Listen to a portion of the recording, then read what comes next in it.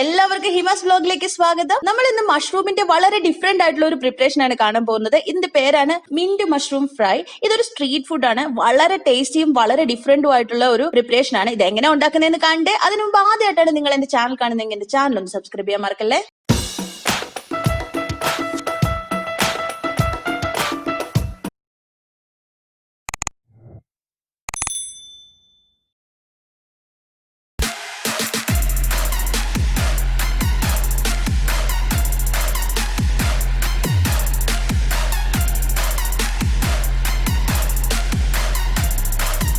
ഇനി ഇതെങ്ങനെ ഉണ്ടാക്കുന്നതെന്ന് കണ്ട് അതിന് വേണ്ടിയിട്ട് ആദ്യമായിട്ട് നമുക്കൊരു മസാല പ്രിപ്പയർ ആക്കി എടുക്കണം. അതായത് പുതിനയുടെ മസാല. 1 കപ്പ് പുതിനയാണ് ഇതിനു വേണ്ടി വേണ്ടത്. പിന്നെ ഒരു 2 തണ്ട് കറിവേപ്പിലയും കൂടെ ഞാൻ ഇതിലേക്ക് ചേർക്കുന്നുണ്ട്. ചില ആളുകൾ ഇതിൽ മല്ലിയിലയും ചേർക്കാറുണ്ട്. പിന്നെ ഒരു ചെറിയ കഷ്ണം ഇഞ്ചിയും, ഒരു 6 പച്ചമുളകും, 1 കുടം വെളുത്തുള്ളിയാണ്. ഇതെല്ലാം കൂടി നമുക്ക് ഇതിലേക്ക് മാറ്റിയിട്ട് ഒരു 1/2 ടീസ്പൂൺ ജീരകത്തിന്റെ പൊടിയും കൂടെ ചേർത്തിട്ട് ഇത് നന്നായിട്ട് അരച്ചെടുക്കാം. ഞാൻ ഈ മസാല ഇപ്പൊ അരച്ചോണ്ട് വന്നിട്ടുണ്ട്. ഇനി ഞാൻ ഇത് ഉപ്പിട്ട് വഴട്ടി വെച്ചേക്കുന്ന മഷ്റൂമിലേക്ക് ഇട്ട് കൊടുക്കുകയാണ്. മഷ്റൂം ഇച്ചിരി എണ്ണ ഒഴിച്ച് ഉപ്പ് ഇട്ടിട്ട് ഒന്ന് വഴട്ടി എടുക്കുക. അപ്പൊ അതിനകത്ത് വെള്ളമൊക്കെ റിലീസ് ആവും. പിന്നെ ഈ മസാലയും കൂടി ഇട്ട് കഴിയുമ്പോഴത്തേക്ക് അതിനകത്ത് കുറച്ച് വെള്ളമയം ഉണ്ടാവും. ഇനി ഇതിലേക്ക് നമുക്ക് പൊടികൾ ചേർത്ത് കൊടുക്കാം. ഞാൻ ഇവിടെ ചേർക്കാൻ പോകുന്നത് ഒരു 4 ടേബിൾ സ്പൂൺ മൈദമാവാണ്. പിന്നെ ഒരു 2 ടേബിൾ സ്പൂൺ കോൺഫ്ലോർ ആണ്.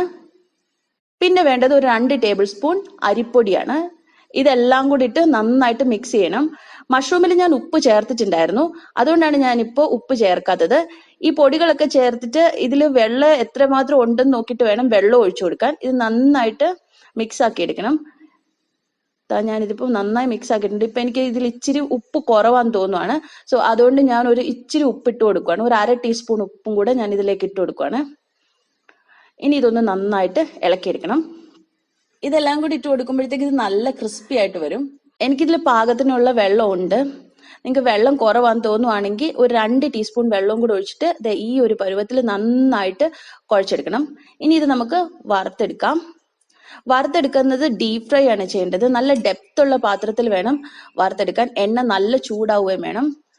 എണ്ണ ഞാൻ വെച്ചിട്ടുണ്ട്. എണ്ണ നന്നായിട്ട് ചൂടായി വന്നിട്ടാണ് ഞാൻ ഇതിലേക്ക് ഈ മഷ്റൂം ഇട്ട് കൊടുക്കുന്നത്. കാരണം ഇതിന്റെ ഗ്രീൻ കളറ് എനിക്ക് പോവാതെ കിട്ടണം. പിന്നെ നല്ല ക്രിസ്പി ആയിട്ടും കിട്ടണം. പിന്നെ അകത്തുള്ള മഷ്റൂം ഓൾറെഡി വെന്തതാണ്. അതുകൊണ്ടാണ് ഞാൻ നല്ല ഡീപ്പ് ഫ്രൈയിലേക്ക് പോകുന്നത്. ഇനി ഇത് മുഴുവൻ ഇതിലേക്ക് മാറ്റിയിട്ട് നമുക്കിതൊന്ന് വറുത്ത് കോരാം. നല്ല സൗണ്ടൊക്കെ കേൾക്കും ഇത് വറുത്ത് കോരുമ്പോൾ. ഞാനിതിപ്പോ വറുത്തെടുത്തിട്ടുണ്ട്. ഈ ഒരു പരുവത്തിൽ അതിന്റെ പച്ച കളറൊന്നും പോവാതെ നല്ല വൃത്തിയായിട്ട് വറുത്തെടുക്കണം. ഇത് നല്ല ടേസ്റ്റ് ഉള്ള ഒരു ഡിഷാണ് കേട്ടോ. നമുക്ക് ഗോബി മഞ്ചൂരിയനും പിന്നെ നമ്മുടെ ബേബിക്കോൺ പെപ്പർ ഫ്രൈ ഒക്കെ ഇഷ്ടപ്പെടുന്ന ആൾക്കാർക്ക് ഇത് ഉറപ്പായിട്ടും ഇഷ്ടപ്പെടും. വളരെ ഡിഫറെന്റ് ആയിട്ട് എനിക്ക് തോന്നിയ ഒരു മഷ്റൂമിന്റെ പ്രിപ്പറേഷൻ ആണ്. വളരെ ടേസ്റ്റിയാണ്. പിന്നെ ഈ മിന്റിന്റെ കൂടെ മഷ്റൂം വരുമ്പോഴത്തേക്ക് ഇതിനൊരു വല്ലാത്ത ടേസ്റ്റ് ആണ്. ഇനി ഇത് നമുക്ക് സോസിന്റെ കൂടിയോ മിന്റിന്റെ ചട്നിയുടെ കൂടിയോ ഒക്കെ സെർവ് ആക്കാം. ഞാൻ സോസിന്റെ കൂടിയാണ് കൂടുതൽ പ്രിഫർ ആക്കുന്നത്. പിന്നെ ഇതൊരു നല്ല സ്റ്റാർട്ടർ ആയിട്ട് ഉപയോഗിക്കാം. ഇത് എങ്ങനെ ഉണ്ടാക്കുന്നത് മനസ്സിലായല്ലോ. എല്ലാവരും ചെയ്ത് നോക്കണം. ഇതിന്റെ ഫീഡ്ബാക്ക് എനിക്ക് കമന്റ് ചെയ്യാൻ മറക്കരുത്. എന്റെ ചാനൽ ലൈക്ക് ചെയ്യണം. ബെല്ലൈക്കൺ ക്ലിക്ക് ചെയ്യാനും മറക്കരുത്. Bye. Thank you for watching.